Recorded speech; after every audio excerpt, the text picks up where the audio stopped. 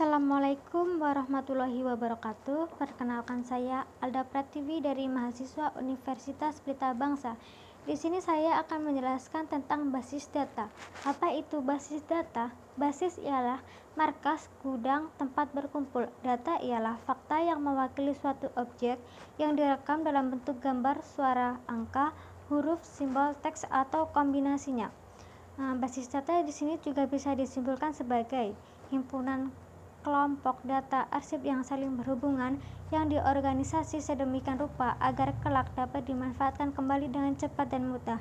Basis data ialah kumpulan file, tabel, arsip yang saling berhubungan yang disimpan dalam media penyimpanan elektronik. Basis data terakhir adalah kumpulan data yang saling berhubungan yang disimpan secara bersama tanpa adanya pengulangan atau redundasi data. Di sini basis data dalam kehidupan nyata bisa dicontohkan sebagai lemari arsip. Dalam sebuah kehidupan nyata, lemari arsip dalam basis data kita bisa mencontohkan dalam contoh yaitu Mr. Hasan mempunyai perpustakaan pribadi dan bukunya diletakkan pada lemari buku yang besar. Karena bukunya ratusan, dia kebingungan untuk mencari buku yang dibutuhkan dan mencatat buku-buku yang dipinjam oleh rekan-rekannya.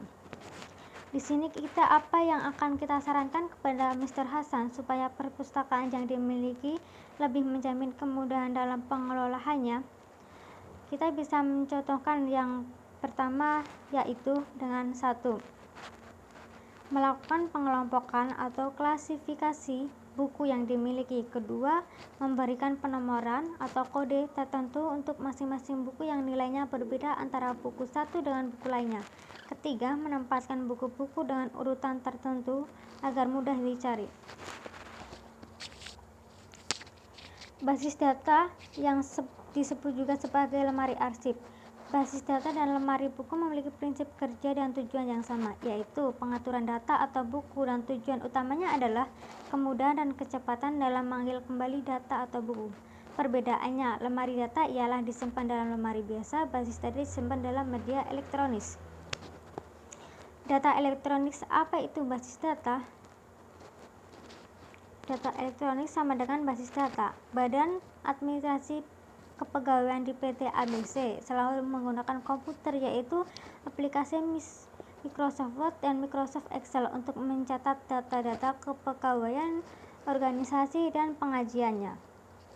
Bisakah PT ABC dikatakan telah menerapkan basis data? Belum tentu, karena di dalam pengelolaannya belum tentu terdapat pemilahan atau pengelompokan data sesuai jenis atau fungsi data. Dan selanjutnya bisa dicontohkan sebagai diagram sistem akademik. Contohnya data mahasiswa, data dosen, data mata kuliah, data perkuliahan. Selanjutnya kita menjelaskan tentang pemodelan database. Untuk pemodelan data atau sistem dalam database, kita bisa menggunakan model ARD, yaitu Entity Relation Diagram. ARD digunakan untuk memodelkan struktur data dan hubungan antara data karena hal ini relatif kompleks. Apa yang diperlukan, bagaimana data yang satu berhubungan dengan data yang lain. Di sini bisa disebut notasi atau artinya entity atau entitas. Entitas adalah sebuah objek yang ada dan dapat dibedakan dengan objek lain. Entitas ada yang bersifat konkret dan ada yang bersifat abstrak.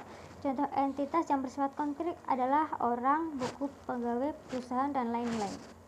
Selanjutnya, contoh entitas yang bersifat abstrak yaitu kejadian, mata kuliah, pekerjaan, dan lain-lain. Bisa disimpulkan dengan persegi panjang. Dan yang kedua, atribut atau fact.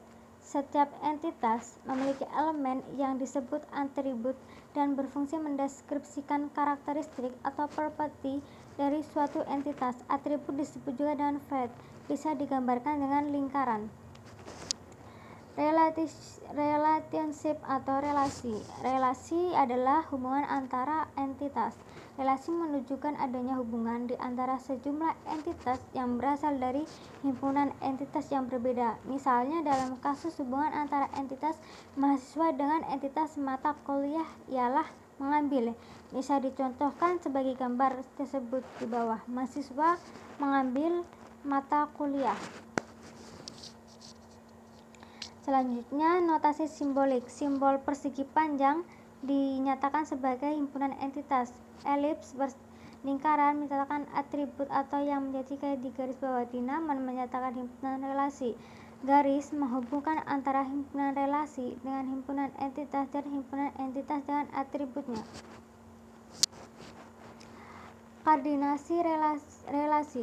Kardinalitas relasi menunjukkan jumlah maksimum entitas yang dapat berelasi dengan entitas pada himpunan entitas yang lainnya. Jenis-jenis relasi.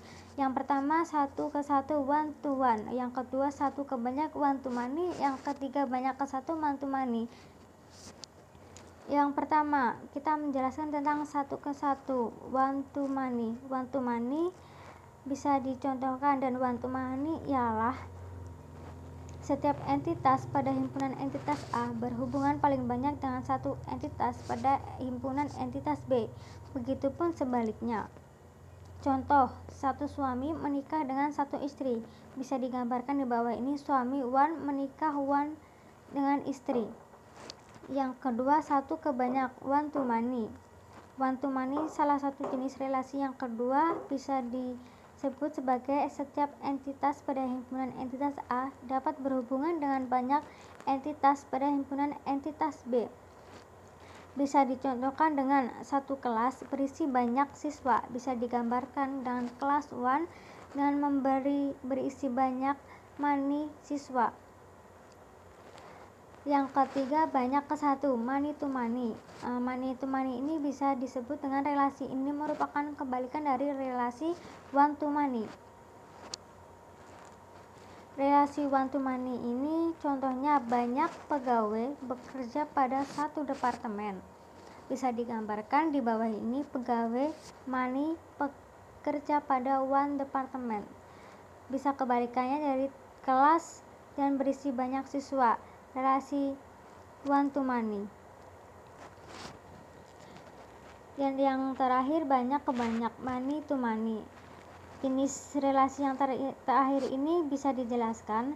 Setiap entitas pada himpunan entitas A dapat berhubungan dengan banyak entitas pada himpunan entitas B. Bisa dicontohkan sebagai berikut. Banyak siswa mempelajari banyak pelajaran. Siswa many mempelajari to many pelajaran.